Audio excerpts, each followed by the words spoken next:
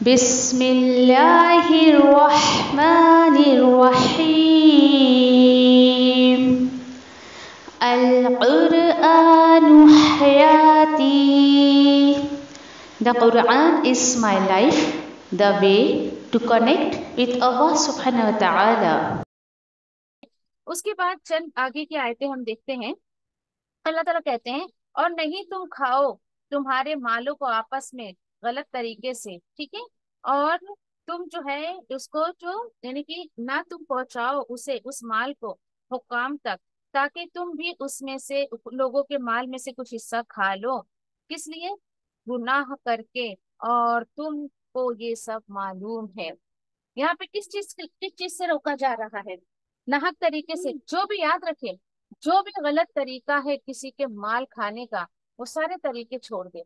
चाहे वो किसी को रिश्वत देने की बात हो, नाहक किसी को ऐसे यूं ही आपने पैसे दे दिए। फिर इसके बाद समझिए कि कुछ लोग बेकार में, यानी कि जो रस्म रिवाज में पैसे जो है वो जबरदस्ती रस्म रिवाज में जो पड़े हुए हैं वो खर्च करते हैं, लोग आके इसमें मजे करते हैं। ये सारे बाकी तरीके हैं। अल्लाह से दुआ करें। और मुझे तो हैरानी होती, लोगों के माल इतने फालतू है क्या, जो बेकार के रस्म रिवाज में वो उड़ा देते हैं और लोग आके मजे करके खा रहे हैं उसको। आगे अल्लाह सुब्हानहू तआला कहते हैं, अब कुछ सवालात की बात आएगी। अब देखिए कि आप, मैंने कहा ना हर आयत को किससे लिंक करना है आपको? नेकी के पॉइंट ऑफ व्यू से। अब आप सोचोगे कि लोगों के माल, जी हाँ, अगर आप लोगों के माल गलत तरीके से नहीं खाते हो, नाहक नहीं खाते, तो अल्हम्दुलिल्लाह ये भी एक नेकी होगी। उसके बाद बात आई है चांद की।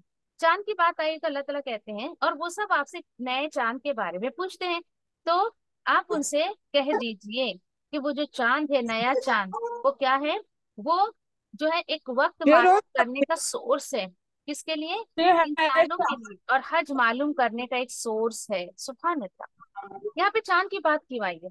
क्योंकि देखिए लोग है ना, नेकियों के नाम पे चांद को पूजा करते थे। वो सोचते थे ये बढ़ता है घटता है, ये कुछ पावर रखता है, कुछ नहीं। अल्लाह ताला ने कहा इसमें कि कौन सा ऐड हो सकता? वो सिर्फ है ना एक सोर्स है आपके लिए। किस चीज का? कि आपको जो है वो तो फिर वक्त उसमें पता अपने को चलता भी है, करना रहता है। की तारीख पता चलती है, आज आज कितनी तारीख है, आज महीना कौन सा आपा चल अनम्यूट रहा है है। ना तो बहुत डिस्टर्ब हो उससे, रहा ठीक है। जी, कोई कुछ कह रहा है क्या? है। आपा किसका तो अनम्यूट है ना तो बहुत डिस्टर्बेंस आ रहा है। ए कहाँ क्या हो गया? एक मिनट, मैंने कुछ किसी नहीं का किया। अनम्यूट है, बहुत शोर हो रहा है। आप लोग कौन है ये? ताहिरा, म्यूट करके रखो। ओके, उम्मी रुमान क्या बोल रहे हो? पापा कुछ भी नहीं बोली। अस्मा थी अस्मा।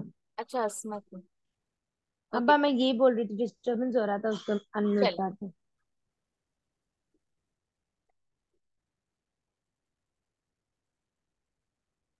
ठीक है, आगे कंटिन्यू करते हैं हम।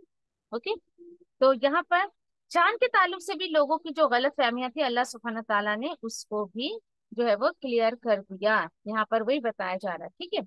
अच्छा, अब याद रखें कि कुछ लोग जो है, यानी कि जो स्पेशली अरब के जो लोग थे ना, वो चांद के साथ है ना, उनके बहुत थॉट्स जुड़े हुए थे। तो यानी कि जैसे कि चांद के जरिए वो लोग किस्मत मालूम करते थे या कुछ ऐसे ऐसे करते थे, ठीक है। अब वो इस आयत पर फिर मुझे और आपको नेकी का क्या मिलता है? जी हाँ, नेकी का ये मिलता है कि अगर हम इन चीजों पर बिलीव नहीं करते जो लोग करते थे ऐसा, ठीक है, तो वहम में आ जाना, अरे चांद ग्रहण हो गया तो ऐसा हो जाएगा, चांद ग्रहण हो गया तो वैसा हो जाएगा। आई थिंक मैंने आपसे एक बात शेयर की थी कि एक लेडी का मुझे फोन आया था कि सूरज ग्रहण है, चांद ग्रहण समथिंग कुछ हुआ था, प्रेग्नेंट थी वो, कुछ कुछ तो मसला था उसका।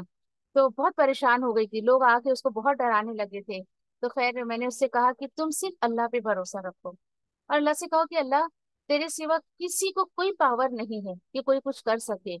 और अल्हम्दुलिल्लाह फिर उसको दो बेटियां थी, एक बेटा भी चाहिए था। और बस आप मेरे लिए दुआ करें। मैंने कहा मैं ऐसी दुआ तो नहीं करूंगी, मैं कहूंगी अल्लाह तुम्हारे हक में जो बेहतर है अल्लाह अता करे। तो माशाल्लाह लास्ट मंथ में उसको बेटा हुआ, अल्हम्दुलिल्लाह। इतनी खुशी खुशी उसने मुझे फोन किया, इतना खुश है। तो मैंने कहा एक दुआ और अब अपने लिए तुम ये करो कि अल्लाह तुम मुझे मेरे बेटे की आजमाइश से जो है वो बचा के रख, मैं कहीं गफलतों में ना चली जाऊं। अच्छा ठीक है आपा, ठीक है, अब मैं ऐसी भी दुआ करूंगी। अल्लाह अकबर। जो हम मांगे मिल जाए तो वो हमारे लिए बहुत बड़ा फितना बन जाता है, याद रखिए। हर मांगी हुई चीज मिलना इस बात की दलील नहीं है कि that is best for us. ठीक है, ऐसा जरूरी नहीं है। तो अपना मुहासबा करें, कहीं मैं भी तो इन सारे वहम का शिकार नहीं हूँ। सूरज ग्रहण से ऐसा हो जाएगा, चांद ग्रहण से, अरे वो अल्लाह की मखलूक है, अल्लाह जैसी चाहता है जैसे रखता है। ठीक है, चले। अब अरब की एक और जो है, यानी कि एकदम बेढंगेपना की, एक यहाँ पे उनके बेशऊरी की जो है बात की जा रही है। इनकी सोच ऐसी थी ना कि यानी कि जब वो लोग घर से निकल जाते थे हज या उम्रा के लिए, तो अगर कोई चीज भूल गए तो फ्रंट दरवाजे से नहीं आते थे। वो सोचते थे नहीं, हम ये बहुत मनहूसियत हो जाएगी, हम वापस कैसे जाएं, तो पीछे की दीवारें लांग फांग के आते थे। तो अल्लाह ताला बोले ये कैसा बेढंगापना है तुम्हारे अंदर, इसलिए यहाँ पर मना किया जा रहा है कि ऐसा मत करो।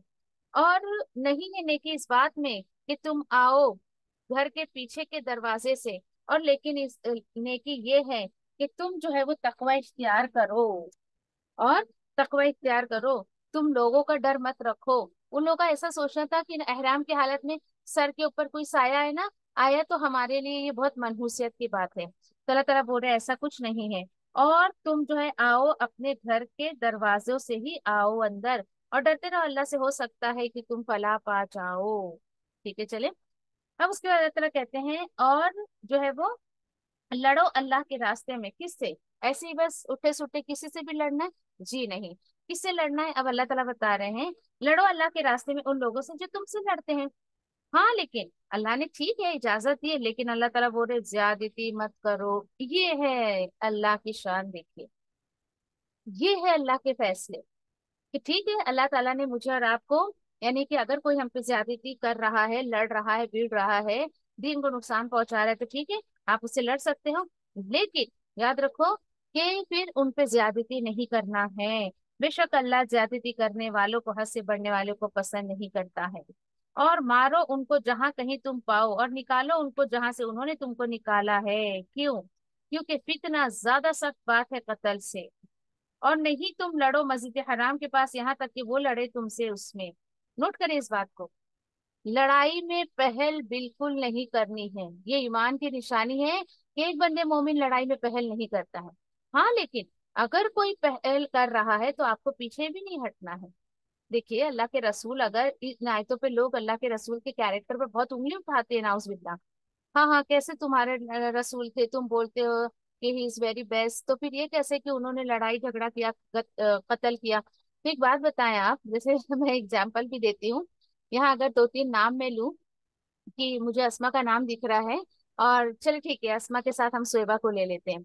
अब समझिए कि ना, सोएबा ने उठा के एक तमाचा मारी अस्मा को, ठीक है, तो अस्मा फिर क्या करेगी? और मैं देख रही हूँ दोनों को, हाँ, दोनों की मतलब आपस में मारा, तो मैं बोली वाह वाह सोएबा, और मारो अस्मा को, और मारो, ऐसा? तो ये मतलब मेरी हिकमत कहाँ गई घास चरने?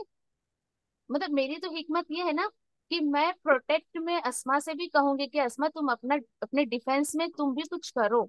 बस यही हाल था। जब काफिर लोग आकर मुसलमानों पर हमला कर रहे, तो अल्लाह के रसूल ऐसे बैठ के तो देखेंगे नहीं ना। ऐसा होता तो आज सारे मुसलमान ही खत्म हो जाते। तो अल्लाह के रसूल ने अगर कोई जंग भी की तो अल्लाह के हुक्म से की, अपने मर्जी से नहीं की। जब तक आपको पता नहीं होगा आप लोगों को जवाब कैसे देंगे? ठीक है, तो इस तरीके से कि भाई लीडर ऐसा नहीं हो कि बोलते हैं ना वो कि आग में घी डालने का काम करे और लोगों को भड़काए। जी नहीं, लीडर ऐसा नहीं होना चाहिए। अल्लाह के रसूल दुनिया के सबसे बेस्ट लीडर थे। उन्होंने जो काम किया वो बहुत हिकमत के साथ किया। और अल्लाह ताला कहते हैं कि हाँ, फिर अगर वो सब तुमसे लड़े तो तुम भी उनसे क्या करो? लड़ो, उनका कत्ल करो। इसी तरह काफिरों को हम बदला देते हैं, यही सजा है भाई काफिरों की।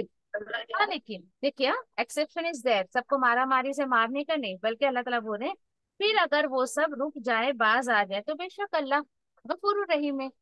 मतलब मुझे तो हैरानी होती है अल्लाह सुब्हान ताला की नायतों पर, कि अल्लाह सुब्हान ताला ने कितना चांस दिया उनको। देखिए जरा, अल्लाह ताला बोल रहा है अगर अभी भी अल्लाह के रसूल को और मुसलमानों को परेशान करने से बाज आ जाए तो अल्लाह उनको माफ कर देगा। हाँ, चेयर लेकिन नहीं पहुंचे वो बात है, पूरा और मिट्टी अगर वो सब लड़े, ठीक है, अगर लकड़े वो की। सब लड़ेंगे उनसे, एक म्यूट करें, ठीक है, हाँ, ऑर्डर है ये, अल्लाह ताला बोल रहे हैं और लड़ो उनसे यहाँ तक के ना बाकी रहे फितना, और सारा का सारा दिन अल्लाह ही का हो जाए। इस आयत पर लिखे अपने कुरान में अगर किसी से लड़ना पड़े, जंग करनी पड़े, तो सिर्फ दो मकसद होना चाहिए। अपने जाती फायदे के लिए मत लड़ो, बल्कि किस लिए लड़ो कि या दुनिया से फितना खत्म हो जाए। पहला मकसद आपका ये होना चाहिए, ठीक है। दूसरा मकसद क्या होना चाहिए? दीन को गालिब करने के लिए लड़ो, अल्लाह ताला बोल रहे हैं। ठीक है। और याद रखिए कि ये जो जंगें हुई ये अपने जाती मुफाद के लिए नहीं हुई थी।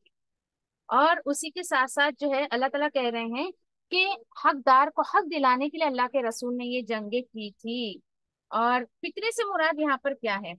याद रखिए सबसे बड़ा फितना ये है कि जिस रब की ये जमीन है, आप इस जमीन पे उसका ही सिस्टम ना चलने दें, उसके ही दीन को फॉलो ना करें।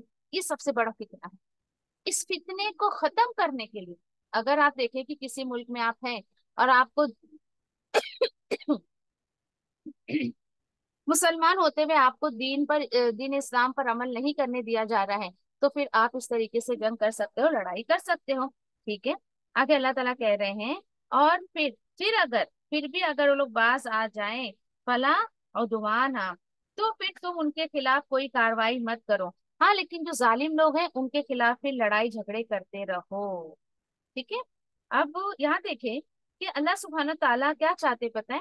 कि मुसलमान जो है ना वो अमन और सुकून से रहे। इसलिए इन रूल्स एंड रेगुलेशन को फॉलो करने को कहा गया है। ठीक है। हाँ उम्र उमर टाइम क्या हो बेटा? हाँ 33 हो गया आपा। ठीक ठीक, एंड करके आप सेम लिंक पे आ जाए आप लोग। एक मिनट, चलिए इंशाल्लाह अगली आयत पर चलते हैं इंशाल्लाह। ओके, आयत नंबर 194 देखिए। स्क्रीन शेयर करती हूँ मैं आप लोगों को। मजीद अल्लाह सुब्हानहू तआला अगली आयत में बता रहे हैं हुर्मत वाले महीने। अब ये क्या चीज है?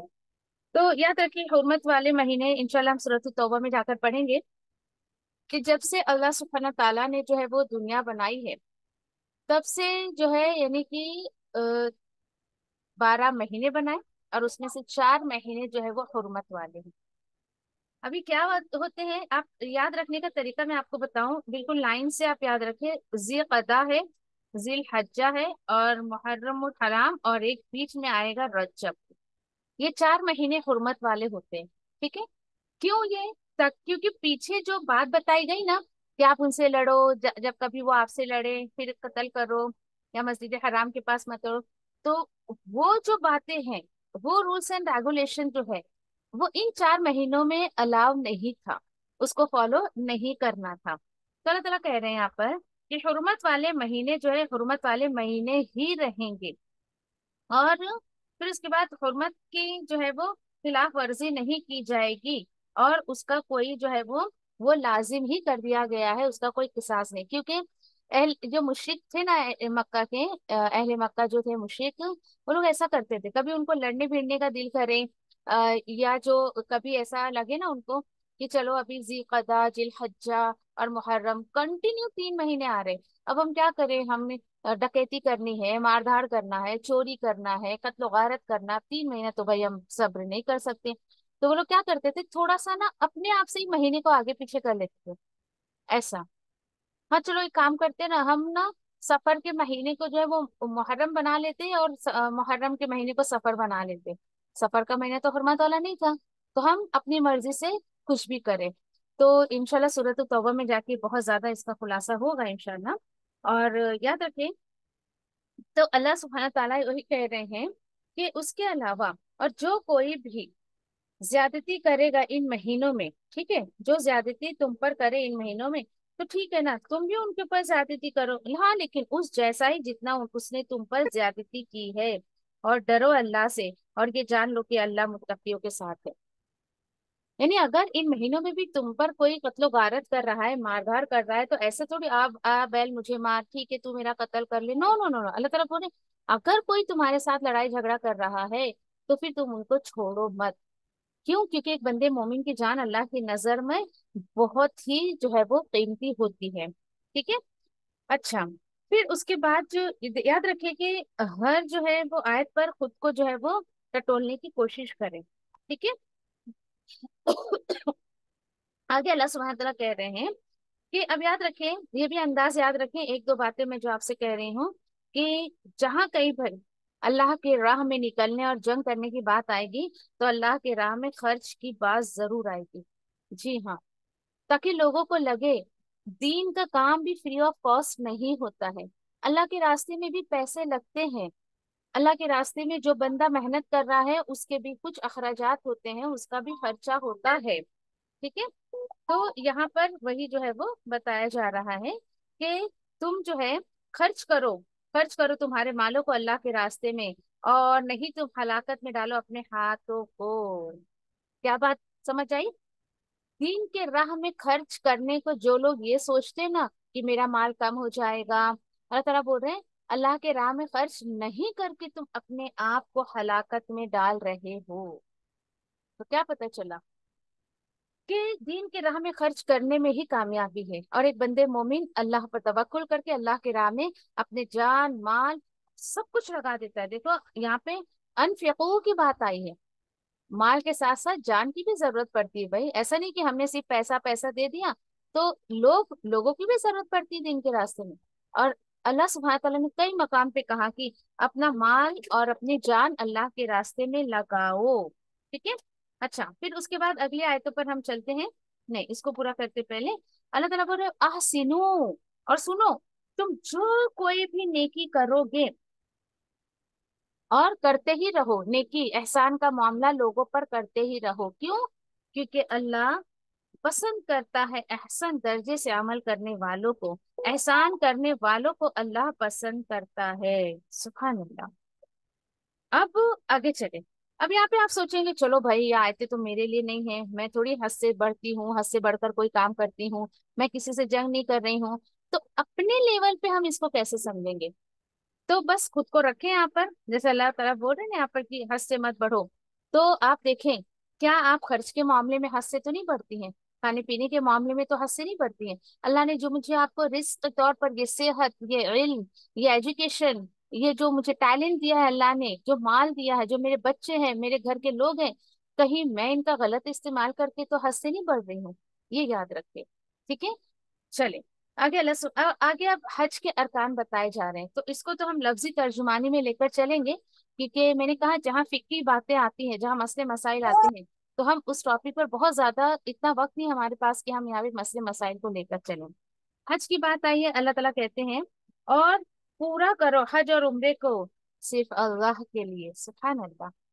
मैं हज और उम्रा क्यों करूं? ताकि मेरा रब राजी हो जाए, ये अल्लाह का हुक्म है, इसलिए मैं हज और उम्रा करूं। आज लोग क्यों करते हैं? अरे भाई मेरे नाम के सामने जो है वो हाजी लगना चाहिए ना, मुझे ये टाइटल चाहिए ना, इसलिए मैं हज करूं। जी नहीं, आपको चाहिए कि आप जो है हज और उम्रा सिर्फ अल्लाह के लिए करें। ठीक है। फिर अगर तुम घेर लिए जाओ तो पेश करो जो भी तुम्हें आसानी से कुर्बानी का जानवर मिले, और नहीं तुम जो है अपने सरों को मुंडवाओ यहाँ तक कि पहुंच जाए कुर्बानी का जानवर अपने ठिकाने पर। और जो कोई तुम में से मरीज हो या उसको सर में कोई तकलीफ हो तो फिर वो फिदिया दे दे रोजों से या सदके से या कुर्बानी से। फिर जब वो अमन में आ जाए, ठीक है, तुम अमन में, सॉरी, फिर जब तुम अमन में आ जाओ तो जो कोई भी फायदा उठा ले उम्रे का हज के साथ, और फिर जो उसको आसानी से कुर्बानी का जानवर मैसर हो, फलम, फिर जो कोई भी नहीं पाए, क्या नहीं पाए? उस कुर्बानी के जानवर को, तो उसे क्या चाहिए? फिर वो चाहिए कि वो रोजा रखे 3 दिनों का हज के दिनों में, और 7 दिन के रोजे वापस अपने जब घर वो वापस जाए, इस तरीके से 10 रोजे पूरी करे। और ये उस शख्स के लिए है कि जो उसका जो मतलब उसकी फैमिली, उसका अहल जो है मस्जिद हराम के पास नहीं रहता हो, यानी वो अरब का ना हो, वहां का रिहाइश ना हो। और डरते रहो अल्लाह से, और जान लो कि अल्लाह सख्त पकड़ वाला है। अल्लाह अकबर। सोचिए, यहाँ पर अब पूरे हज के अरकान इस तरीके से दे दिए गए कि हज आपको करना है तो पहले क्या करना है, फिर क्या करना है। और अगर समझिए कि तुम्हें जो है यानी कि कुछ तकलीफ है सर में, तो सर अब पहले ही तुमने सर मुंडवा लिया कुर्बानी करने से पहले, फिर तुम्हें फिदिया देना पड़ेगा। एंड इसमें बहुत बारीकियां हैं कि कब आपको दम देना है, कब आपको फिदिया देना है, कब कुर्बानी देना है। ये इंशाल्लाह जब हज और उम्रे का हम कोई ऐसा लेक्चर रखेंगे तो उसमें इन डिटेल आपको ये समझाई जाएगी सारी चीजें। ठीक है। चले, फिर उसके बाद आगे अल्लाह सुब्हानहू तआला बता रहे हैं कि अब इस आयत को जरा ध्यान से सुनिएगा। अल हज अशहरुल मालूमात। जी हाँ, हज का महीना तो सबको मालूम होता है, पता होता है ना। कि जी कदा के बाद जब हज का महीना आएगा जब मुझे हज करना है। तो अल्लाह ताला कह रहे हैं फिर जो कोई भी एहराम बांध कर फर्ज कर ले इन महीनों में हज को, यानी अब इरादा हो गया है, हाँ जी कदा से ही हज का सफर जो है वो शुरू हो जाता है। अब उसके बाद समझिए कि हज के इरादे से कोई बंदा घर से निकला, एहराम बांध लिया। देखिए ये हज का फर्ज होता है जब वो एहराम की हालत में होता है। एहराम की हालत में आने के बाद वो कुछ पाबंदियों में आ जाता है, कुछ रेस्ट्रिक्शन में आ जाता है। फॉर एग्जाम्पल जब हम नमाज पढ़ते हैं, जब मैंने तकबीर तहरीमा कह दिया अल्लाहु अकबर, अब मैं नमाज की पाबंदी में आ गई हूँ, एंड इसीलिए उसको तकबीर तहरीमा ही कहा जाता है।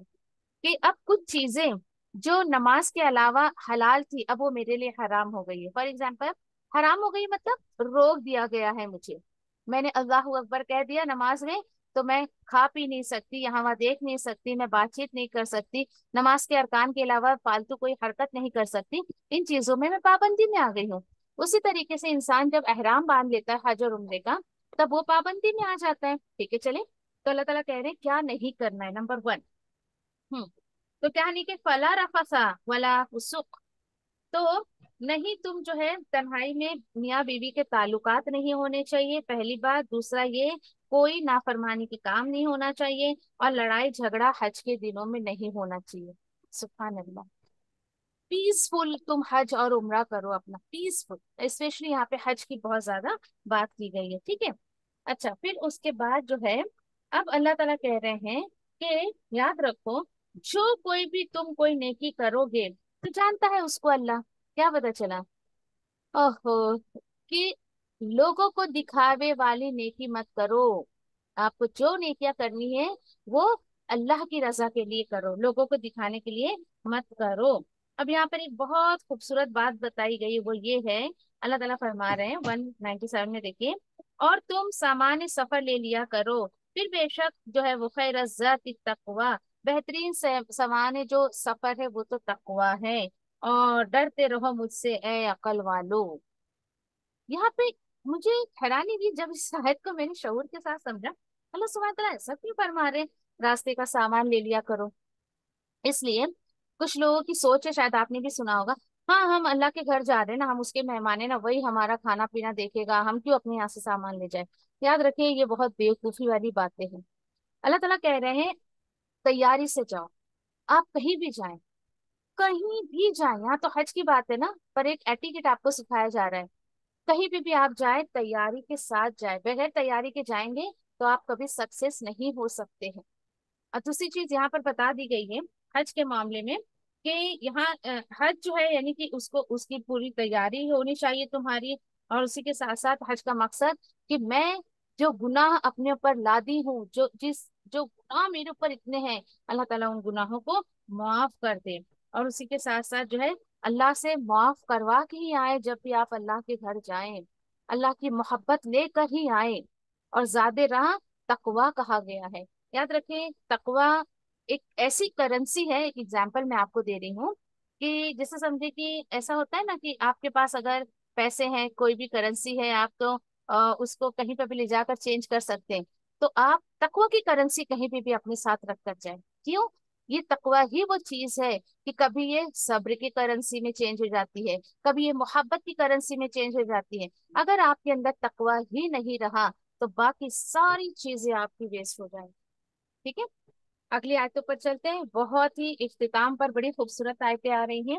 अब क्या होता है पता है, कुछ लोगों को ना बड़ी फिक्र हो जाती है कि हम हज करने जा रहे हैं ना, तो हम सिर्फ उम्रा करने जा रहे हैं, तो हम सिर्फ अल्लाह की इबादत करके आ जाएंगे, और बिल्कुल भी कोई दुनियावी काम नहीं करेंगे, कोई दुनिया की चीजें नहीं लेंगे। तो अल्लाह ताला बोल रहे नहीं, ऐसा तो कुछ भी नहीं है। लैसा अलैकुम जुनाहा, कि जुनाह तुम पर कोई भी किसी भी तरीके का तुम पर गुनाह नहीं है इस बात में कि तुम तुम्हारे रब का फजल तलाश करो। जी, आप जो है ठीक है दीन और दुनिया दोनों लेकर चले, आप जाए हज पर, आपका हज पूरा हो जाए। तो अगर आपने समझिए कि कोई बिजनेस के, आप समझिए कि कोई चीज है बिजनेस के तौर पर आप ले गए, बेचना है खरीदना है, आप खरीद बेच सकते हैं। लेकिन याद रखें नियत आपकी हज की होनी चाहिए। हज हो गया आपका, वो 5-6 दिन 8-10 दिन का जो आपकी मशगूलियत थी वो हो गई, उसके बाद आप कुछ भी लेना देना खरीदना सब कुछ कर सकते हैं। लोग बड़े गिल्ट में आ जाते हैं, मैंने देखा है लोगों को कि इस तरीके से नहीं नहीं हज करने आए कुछ हम खरीदेंगे तो गुनहगार हो जाएंगे। ऐसी कोई बात नहीं है, ठीक है। और फिर उसके बाद अल्लाह ताला आगे फरमाते हैं कि हाँ, फिर जब तुम पूरा कर चुको चुको तो फिर क्या करो, अफतुम मिन अरफात। हम्म, वापस चलो तुम, फिर जब तुम वापस चलो अरफात से तो जिक्र करो अल्लाह का। कहाँ पर, इंद मशरिल हराम। ये क्या है, मुदल्फा है। ये सारे अरकान है हज के, कहाँ से जाना है कहाँ से वापस आना है, ये चीजें आपको मैं एक बात बताऊं, कोई कितना भी आपको ऐसे समझाए नहीं समझ आएगा। क्यों? जब तक आप प्रैक्टिकली वहां जाके नहीं करेंगे। बंदा कंफ्यूज ही रहता है, अरे कहाँ जाए कहाँ से आए, फिर कहाँ जाए फिर कहाँ जाए। तो सीखे आप हज के अरकान तमाम सीखे, वहां जाकर जब तक आप एक दफा प्रैक्टिकली इसको नहीं करेंगे ये चीजें आपके जहन में नहीं बैठेंगी।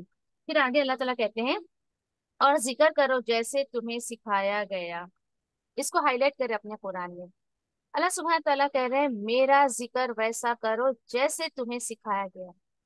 जैसे तुम्हें अल्लाह ने जो है हिदायत दी है। क्या पता चला, जिक्र भी अपनी मर्जी के मुताबिक मत करो, जो चाहे वो बोल लो जो चाहे वो कर लो, नहीं नहीं ऐसा नहीं होना चाहिए।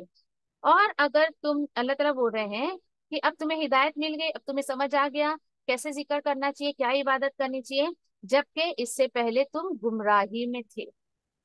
खुद को भी जरा रखें यहाँ पर, खुद को सोचे और कहा करे कि अल्लाह बेशक इससे पहले मैं भी गुमराही में थी, मुझे भी हिदायत नहीं मिली थी, मुझे भी सलीका नहीं था तेरी इबादत करने का। तो अल्लाह का शुक्र अदा करें कि अल्लाह ने हमें जो है वो इबादत का तरीका सिखा दिया। अब उसके बाद जो है अल्लाह ताला आगे बता रहे हैं, फिर वापस हुआ, देखो ठीक है, फिर वापस हो हुआ करो वहीं से जहां से सारे लोग वापस होते हैं, और मगफिरत मांगो अल्लाह से, बेशक अल्लाह गफूर रहीम है। फिर जब पूरा कर चुको तुम मनासक के हज तो जिक्र करो अल्लाह का जैसे तुम जिक्र करते हो तुम्हारे बाप दादा का, और इतना ही नहीं बल्कि उससे ज्यादा अल्लाह का जिक्र करो। फिर जो भी इंसान, हाँ पहले यहाँ तक हम लेते हैं, ठीक है।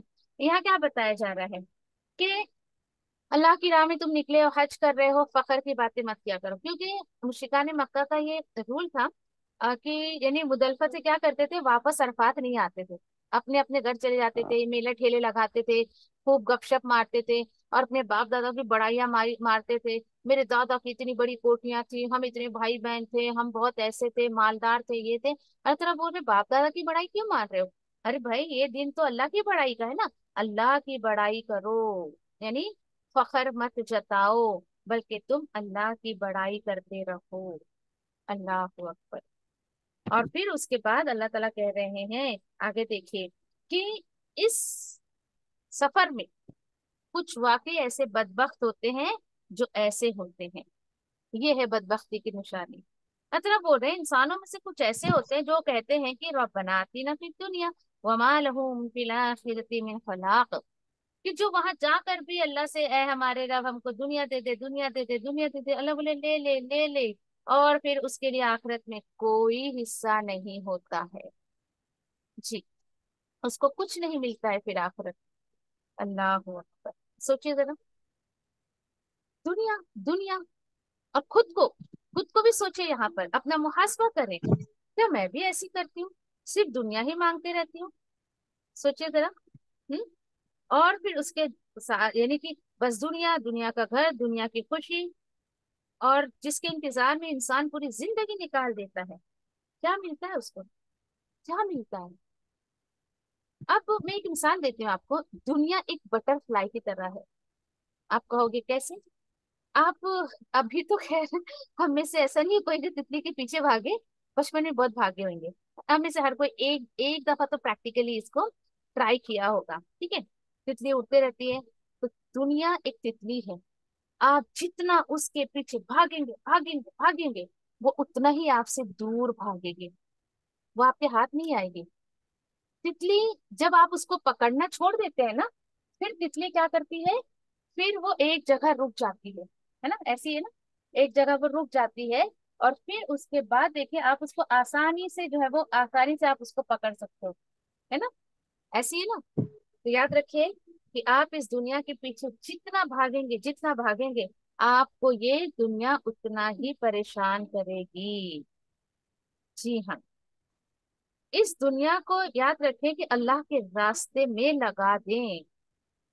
और यानी कि क्यों? क्योंकि अल्लाह का वादा है कि जो भी कोई भी मेरे इस कुरान पर अमल करता है, इसको फॉलो करता है, तो उसको कोई भी परेशानी नहीं आती। वला खौफुन अलैहिम वला हुम यहज़नून। अल्लाह अकबर। अल्लाह खुद कह रहे हैं ना कि तुम जो है इस वही को फॉलो करो, फिर तुम्हें कोई गम नहीं होगा, कोई परेशानी नहीं होगी। अगर और आपको गम लगाना ही है ना, तो एक ही गम लगाएं, और वो है आखिरत का गम। लोगों को अल्लाह से जोड़ने का गम लगाएं। और उसके बाद जो है लोगों के अंदर जो है रूहानी भूख को जो है वो पैदा करें, उसका गम अपने आप को लगाएं कि अल्लाह मेरी जिंदगी का ये गम हो जाए कि मैं लोगों को तुझसे जोड़ूं। क्योंकि याद रखें, जिस चीज का हमें गम होता है ना, तो उसकी फिक्र हम बहुत करते हैं। अगर मुझे और आपको ये फिक्र लग गई कि मुझे लोगों को अल्लाह से कनेक्ट करना है, हम्म, और लोगों की रूहानी भूख को बढ़ाना है, और लोग अल्लाह तो मुझे लोगों की रूहानी भूख का इंतजाम करने वाला बना दे, मांगा करें अल्लाह से ऐसी दुआएं। और जिसको आखिरत की फिक्र लग गई, यकीन करे बंदा बड़ा मस्त वाली जिंदगी गुजारता है। वो कहता है ये दुनिया तो मेरे हाथ से चली जानी है, मैं क्या करूं इसका। और याद रखिए, जो सिर्फ दुनिया दुनिया मांगते हैं, ये दुनिया उनके हाथ नहीं आती। जैसे कि हज के बारे में यहाँ दिया गया ना, तो याद रखिए कि आप हज को और मौत को एक साथ ले लें। अल्लाह सुब्हाना ताला यहाँ याद रखे कि जब इंसान हज पे जाता है, लोग उसको एयरपोर्ट छोड़ने जाते हैं। इसी तरीके से इंसान मर जाता है तो उसको कब्रिस्तान छोड़ कर आते हैं। हाजियों को भी फूलों की माला डालते हैं, या मुर्दों पे भी फूल डालते हैं। कयामत के दिन जो है वो, जैसे यहाँ पर अरफात में अल्लाह ताला हज के दिन जमा करता है, कयामत के दिन सबको जमा करेगा। और जिस तरीके से हज पे जाने वाला बड़ा खुश हो रहा होता है, तो मरने वाला अगर रूह उसकी पाक है, तो अपने रब से मुलाकात के लिए वो खुश होता है। तो सोचिए, मुझे और आपको एक पैगाम दिया जा रहा है, और उसके बाद फिर दुनिया जो लोग मांगते हैं, तो अल्लाह ताला बोले इस गम को निकाल दो अपने दिमाग से, दुनिया के गम को निकाल दो।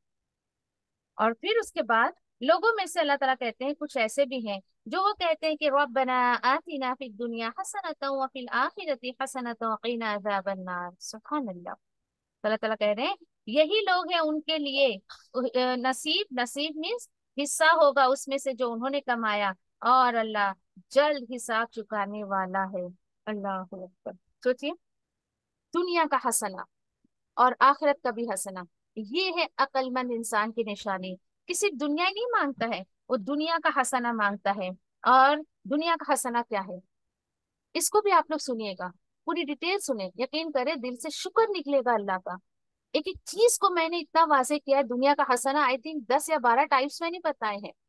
ये भी दुनिया का हसना है कि आपने इस ग्रुप को ज्वाइन किया। ये भी दुनिया का हसना है कि आप इस वक्त अल्लाह के कलाम को सुन रहे हैं, जबकि इतने लोग हैं ग्रुप में जो सो रहे होंगे, या अपनी दुनियावी कामों में लगे होंगे, या उनके अलग कोई अपनी मसरूफियत होगी। सोचिए। और आप दुनिया की चीजों को हंसना अगर बनाना चाहते हैं ना, तो एक बात पे अमल कर लें। जो भी अल्लाह सुब्हानहू ताला ने मुझे और आपको दिया है इस दुनिया में, उसको उसकी रजा के साथ ले लें। ये एक बेहतरीन तरीका है दुनिया की चीजों को हसना बनाने का। ठीक है, तो अल्लाह से कहा करे कि अल्लाह तूने जो कुछ भी मुझे दिया है, उसको तेरे राह में लगाने वाला बना दे। वो माल हो, औलाद हो, सेहत हो, मेरा टैलेंट हो, मेरा एजुकेशन हो, मेरा इल्म हो, जो कुछ भी हो, ये अल्लाह से मांगा करें इस तरीके से। और फिर उसके बाद हम चलते हैं कि आखिरत का हसना क्या है। आखिरत का हसना क्या है, हम पढ़ चुके हैं इंशाल्लाह, सॉरी आगे हम जाके पढ़ेंगे इंशाल्लाह सूरह यूनुस से, कि जन्नत है और अल्लाह का दीदार है। सुभान अल्लाह। वो दुनिया का हसना। अब आप सोचेंगे कि लो भाई, दुनिया भी मिल गई, आखिरत भी मिल गई, सॉरी, दुनिया भी मिल गई, आखिरत भी मिल गई, ये आग के हिसाब से क्या बात है। जी हाँ, एक बंदे मोमिन अल्लाह से ये भी कहता है कि अल्लाह ये सब कुछ मुझे अता कर, लेकिन उसके साथ साथ मुझे तू जहन्नम के आग से भी बचा। सुभान अल्लाह। मांगा करे, बहुत बेहतरीन दुआ है ये। अल्लाह के रसूल ने दुनिया और आखिरत हासिल करने के लिए दुआ मुझे और आपको सिखाई है। और जब देखिए कि एक इंसान जब दुनिया कि जब दीन के पीछे भागता है, आखिरत की फिक्र में भागता है ना, तो अल्लाह ताला रास्ते में उसको फ्री ऑफ कॉस्ट दुनिया दे देते हैं। यस, ऐसे ही होता है। एक एग्जांपल मैं आपको देती हूँ। कि आपको मक्का जाना है और इंशाल्लाह अल्लाह हम सबको ले जाए। अब आप अगर जाना चाहती है मक्का, लेकिन आपने मक्का के लिए सिर्फ जो है वो दुबई तक की टिकट बुक करवाई है, तो क्या आप मक्का जा पाएंगी? इम्पॉसिबल। दुबई में उतार देंगे, जाओ भाई वापस घर जाओ, मक्का थोड़ी हम तुम्हें जाने देंगे, नहीं जाने देंगे। लेकिन ये है मक्का आपकी आखिरत, एक एग्जाम्पल दे रही हूँ। और ये दुबई, ओहो दुबई दुनिया, ओके ठीक है। तो यहाँ कुछ नहीं मिला आपको, मक्का मिला ही नहीं आपको, आप पहुंचे नहीं। लेकिन आप समझिए कि आप है ना, मक्का तक की आपने टिकट की है, लेकिन आप दुबई भी जाना चाहती हैं। ओके, तो आप यहाँ पर जो है वो दुबई के साथ साथ आप मक्का भी जा सकती हैं। ये क्या था कि आखिरत की फिक्र थी मुझे, तो अल्लाह ने दुनिया भी मुझे दे दी। और कोई ये सोचे जाना कहीं और है तो, और मैं कहीं और की टिकट कटा लूं, तो जी नहीं। तो इन शॉर्ट, अपना आखिरी डेस्टिनेशन जो है उसकी फिक्र में जिंदगी गुजारे। मेरा और आपका आखिरी सफर आखिरत है, उसकी फिक्र में जिंदगी गुजारे इंशाल्लाह, ठीक है। इसीलिए अल्लाह ताला ने कहा कि भाई देखो, जो कोई भी जो कुछ भी मांगेगा उसका हिस्सा तो उसको मिलकर रहेगा। अल्लाह ताला किसी का रखता नहीं है। मैं और आप रखते क्या? किसी का 100 रुपया लेते तो हिसाब बोलते बराबर रख भाई। तो जो रब सबसे बड़ा इंसाफ वाला है, हम्म, अदल वाला है, तो वो कैसे इंसानों के साथ मामला करेगा? अल्लाह ताला भी बहुत जल्द सबका हिसाब चुका देगा। अब एक सवाल उठता है कि कैसे मुझे पता चले कि मुझे दुनिया का गम ज्यादा है या आखिरत का? आप में से कोई जवाब देगा? चलिए मैं 1-2 मिनट आपको देती हूँ। कैसे मुझे पता चले कि मुझे दुनिया का गम है ज्यादा है या आखिरत का गम? कैसे पता चलेगा? जी बोलिए। आपा के हम अपना टाइम कहाँ पे ज्यादा गुजारते हैं, मतलब एक्सीलेंट, बहुत बढ़िया। और क्या कोई? भी काम। बहुत बढ़िया, परफेक्ट जवाब। उम्मे रुमान, शायद उम्मे रुमान थी। एक्सीलेंट। जी आप। सोचिए, बहुत सिंपल सी बात है, बहुत सिंपल सी। मेरा गम आखिरत है या दुनिया? तो आप अपने दिन भर की एक्टिविटीज को देख लें, दिन भर की मसरूफियत को देख लें कि मोस्ट ऑफ टाइम आपका बेकार कामों में जा रहा है या काम की चीजों में जा रहा है। और एक बात हमेशा याद रखें, जो अक्सर मैं आपसे कहती हूँ, कुछ भी करें आप, कुछ भी करें, उसमें दो चीजों को जरूर इन्वॉल्व करें। जो अमल मैं कर रही हूँ उससे दीन का क्या फायदा होगा और मेरी आखिरत पर उसका क्या इफेक्ट होने वाला है। जिस दिन मुझे और आपको ये दो सोच आ गई ना, तो इंशाल्लाह हमारी दुनिया और आखिरत दोनों ही संवर जाएगी, सुधर जाएगी। अल्हम्दुलिल्लाह, जज़ाकुमुल्लाहु खैर। व आखिरु दावाना अल्हम्दुलिल्लाहि रब्बिल आलमीन। सुब्हानल्लाहि व बिहम्दिही, सुब्हानक अल्लाहुम्मा व बिहम्दिका, नशहदु अल्ला इलाहा इल्ला अंता, नस्तगफिरुका व नतूबु इलैक। रब्बना तक़ब्बल मिन्ना इन्नका अंतस समीउल अलीम वतुब अलैना इन्नका अंतत तव्वाबुर रहीम। आमीन या रब्बल आलमीन। अस्सलामु अलैकुम व रहमतुल्लाहि व बरकातुहू। वालेकुम अस्सलाम रहमतुल्लाहि व वालेकुम बरकातहू। अस्सलाम वरहमतुल्लाहि वबरकातुहू।